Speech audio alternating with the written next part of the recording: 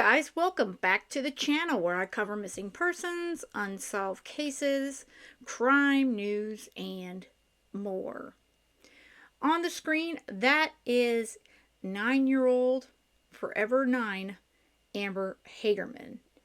She was kidnapped not far from her home in Arlington, Texas on January 13th, 1996. Sadly, she was found dead just 4 days later. Because of her mother was a part of creating the Amber Alert system, which actually does stand for something if you're not aware of that. Besides her name, it does stand for America's Missing Broadcast Emergency Response. And again, it is because of Amber Hagerman and her family being advocates for this alert system that it has helped many, many children since 1996. The story of Amber being kidnapped, it's a sad one, and the sad thing really is that we have now hit the 30-year mark today in 2026, because today is January 13th of 2026, and we still do not know who kidnapped and murdered Amber Hagerman. She and her brother, they went to ride their bicycles in a nearby parking lot, which is a few blocks away from their family's home. Her brother got ahead of her because she started to stay behind a bit, and they were only gone for about 8 minutes. By the time her brother got home, the grandfather asked where his sister was. When they returned to behind this storefront where they were riding their bicycles, Amber was nowhere to be found. And like I said, they discovered her mutilated body in a creek 4 days later, and it was only a few miles from her home. So a bit more on the backstory of the Amber Alert system is that local residents, when this whole horrific kidnapping and murder happened of 9-year-old Amber, they all wondered why there could not be an alert system, sort of like severe weather and other alerts that you receive on local news outlets when a child is abducted. Broadcasters in the Dallas-Fort Worth area, they began partnering with local law enforcement, and they began to develop an early warning system for abducted children. Now, throughout 1996, other jurisdictions around the country began establishing similar emergency management alert programs to notify the public when a child was abducted. So despite the early traction on this entire alert system, where pretty much everybody thought this was a really great idea, by the end of 2001, only 4 states had statewide Amber Alert emergency preparedness plans in place. In 2002, the White House convened a conference on missing, exploited, and runaway children. It was at this point and this event that the Amber Alert emergency program came into a national focus. On April 30th of 2003, President George W. Bush signed the PROTECT Act into law, which provided the emergency preparedness and response tools necessary to create a national Amber Alert program.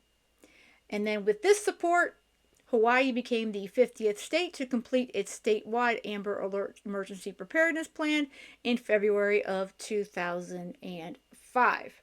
The Amber Alert System program has spread to countries throughout the world and is specifically responsible for the rescue of over 900 children. And I wouldn't be surprised if that number is outdated even at this point. So again, because of this horrific kidnapping and murder of 9-year-old Amber Hagerman, something good did come out of it, and hundreds of children since her abduction have been saved because of this Amber Alert program. WFAA happened to be doing a documentary, a story on welfare reform for months leading up to when Amber was actually abducted.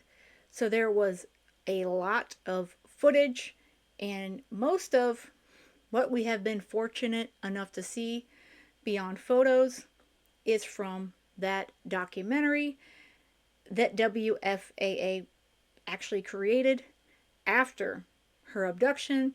And I will post a link to the documentary. It's called After Amber on YouTube. But here is a story that WFAA posted in recent years about Amber Hagerman.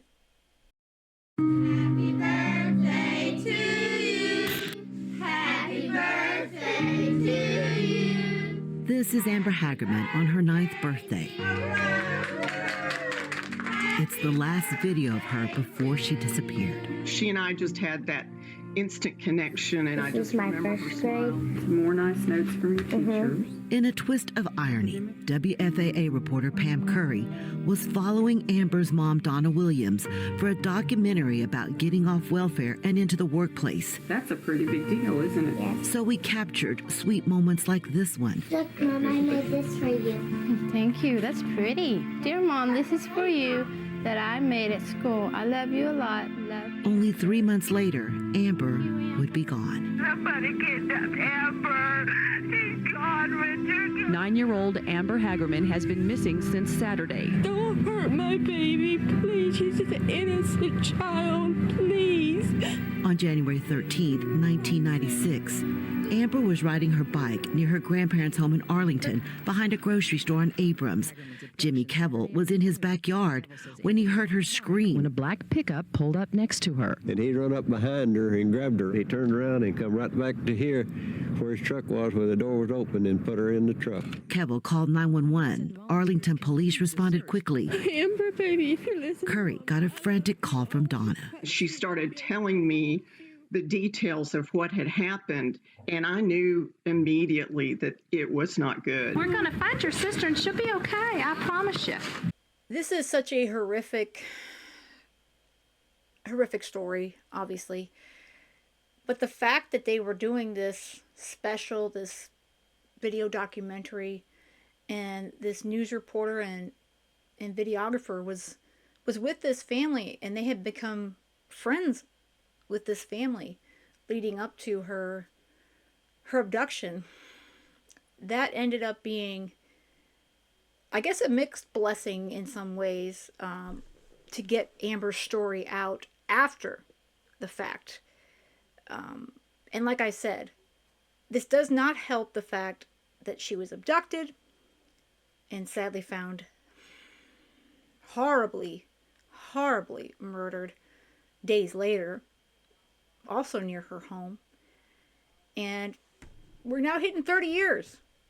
And still, to this day, the killer is unknown. And I can only hope that we don't have to hit another year that we don't know who killed Amber. WFAA released the footage of Amber to the world in hopes that it would help find her. Nobody knows anything. That's the thing. We can't do anything. Mama loves you. Hang on, sweetheart. In the bitter cold hours just before dawn. But 4 days later, Grant Gilden was walking his dog near a creek behind his apartments. He came running up to our apartment screaming, I think it's that girl, Amber. He found her naked body. We feel that this tentatively is going to be the body of Amber. And I got a call from one of the news managers who said, Pam, they found her. Touch Amber in this time of terrible trial. Curry and her photographer were allowed inside the family's home for more than 6 hours as they waited to find out if the body was Amber. It was excruciating. The waiting is hard. It's real hard for everybody, and it's just about to kill us all. How many students? 12. The sweet little girl who made straight A's and loved to play with her Barbies 4, was dead. 5. It was really difficult because I knew her. I liked her. She was such a doll. I just couldn't believe that it was happening. At that moment, the kidnapping investigation began. 25 years later, police and family gathered at the spot where she was kidnapped. It still feels like it was yesterday. It's still raw. It still hurts. Amber's legacy lives on through the Amber Alert, named after her. In the months after her disappearance, her family, police, the community, and the media came up with the alert to get information out quickly in child abduction cases. Can you do it? Yeah, you do it. Mommy do it? Okay. The Amber Alert, I'm very, very proud of it because it is help saving our children's lives. It's helped bringing our children back to mommy and daddy. Careful, love. Amber's parents also got legislation passed for a national sex offender registry. This is a map. Unfortunately, Amber's killer is still out there. These are original crime scene pictures. There was a huge thunderstorm on the night she was found. The bicycle. Most of the forensic evidence was washed away. More than 5,000 leads have been cleared. He knocked on the door. But police say they do have a small amount of DNA, and they hope with new technology they get a DNA profile and catch the killer. Everybody away in a big bag. Just waiting for her to come in the door any minute now. But she's gone. I'm not going to give up on her. Never. In Arlington. Yeah? This is a case that needs to get solved. And we talk about cases, like John Benet Ramsey, many others that we're talking about DNA, genetic DNA testing, and we're talking about it more and more and more every year. And it's going to be that's going to get the small, minute amount that they were able to save, to solve and find out who this killer is. Now, could this person be deceased at this point? I wouldn't be surprised, but the family, her mother, her father, her brother, they deserve to know who killed their daughter and their sister. Today, January 13th, 2026, marks 30 years, 3 decades, since 9-year-old Amber Hagerman was abducted from that Arlington parking lot. And it's that tragedy that sparked what we now know as the nationwide Amber Alert system. 3 decades later, her killer remains at large. Like the news piece said, police are using advanced DNA technology in hopes of generating a full profile of Amber's killer. While a lot of folks believe this case has gone cold, it does remain open and active. Arlington police believe the suspect, who was likely in his 20s or 30s at the time of the crime, would now be in his 50s or his 60s. Investigators are currently utilizing advanced DNA technology in hopes of generating a full profile of her killer.